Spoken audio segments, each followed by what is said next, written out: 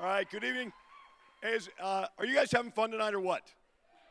This is a great night. I apologize in advance for the frog in my throat.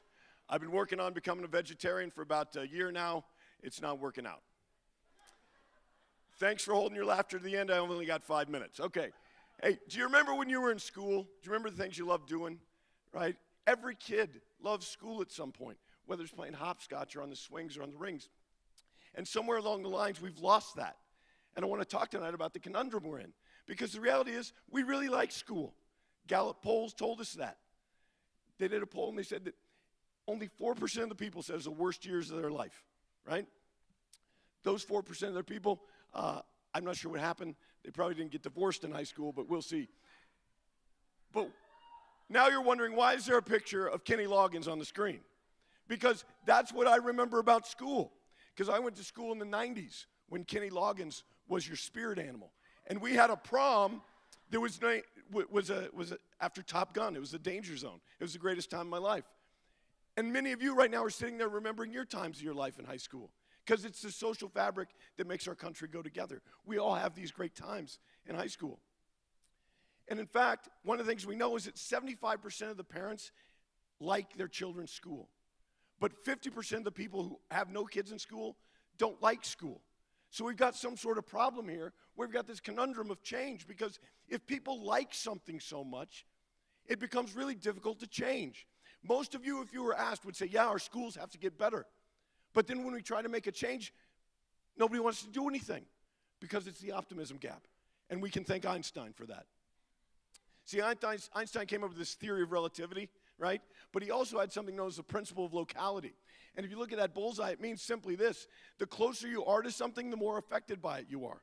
And so when people want to change their school, nobody wants to do that, but they want to change somebody else's school. They want to change the education system, but don't touch my school. And so the more things change, the more they stay the same.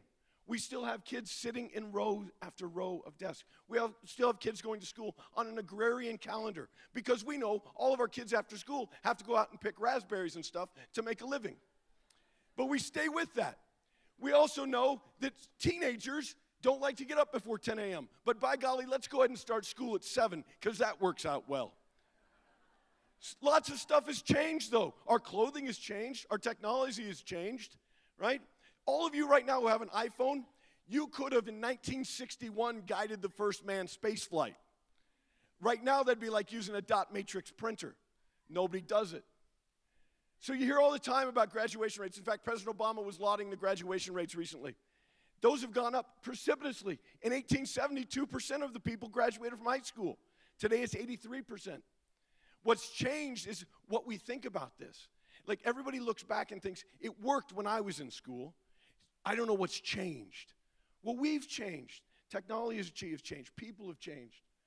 And we've come up with this idea about rigor. If you ask anybody in education, they'll tell you, what we need is more rigor. No, rigor means things are stiff and dead. And the reality of rigor means that we tell kids they have to have more credits and more requirements. We take all the love out of school. You remember when it was fun to play hopscotch? Now you go to school and you have to sit there and somebody tells you all these things you have to memorize so you can pass a test. And Oregon's got a specific problem with it. We've got kind of doubled down on our graduation problem. We've decided that we want to have the highest graduation requirements in the country. We're in the top quartile. And we've decided we want to have the lowest funding in the country. We're in the bottom quartile. And guess what? We have one of the nation's lowest graduation rates. You can't always get what you want.